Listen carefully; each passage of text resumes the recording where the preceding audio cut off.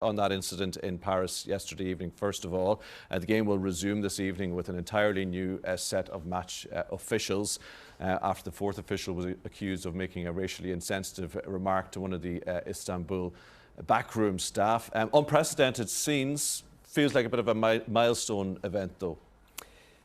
Yes, in the fact that the two teams came off the pitch. There didn't seem to be any great disputes. There didn't seem to be anybody trying to persuade them to go back on the pitch. What I would say, I have a certain amount of sympathy for the fourth official. I know he was accused of making an inappropriate remark or a description of the person who he wanted the referee to deal with.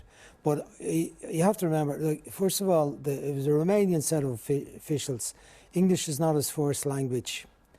But obviously, the officials, as much as the general population, need more education in relation to the issue.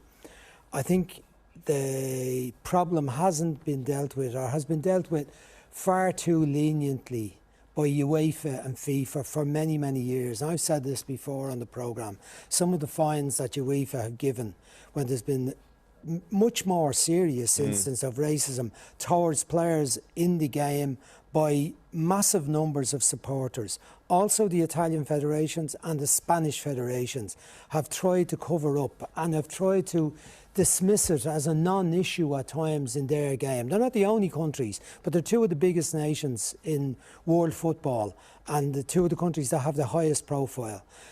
I felt that they didn't deal with things well over the years. Now it's become a major issue, and I think it's right that it's so. I was disgusted for many, many years at how the problem was swept under the carpet and how disrespectful organisations, football associations, UEFA and FIFA were towards the majority of any black player who ever received abuse.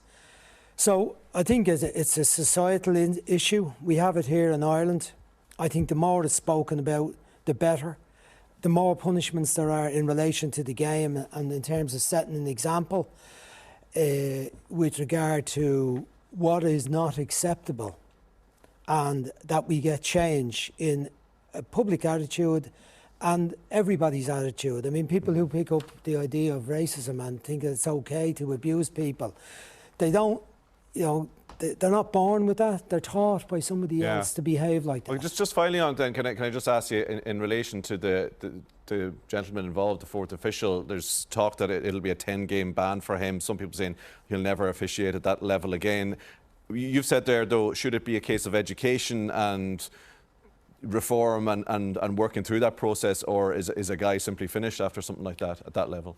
Well, it could well be. I mean, UEFA aren't very sympathetic towards officials when they make mistakes. Even when they make big mistakes in the games, unless they're well established, they can drop well down the pecking order before they get another big match as well. It's a fairly ruthless scenario in regard to officialdom, as much as we often criticise referees. So I wouldn't say the future is great, but I would personally have some bit of sympathy for him. He was caught in a storm last night. Baba pointed it out and got stuck into him, and then it all came in on top of him. And as I said, it isn't his first language. They all have to learn English.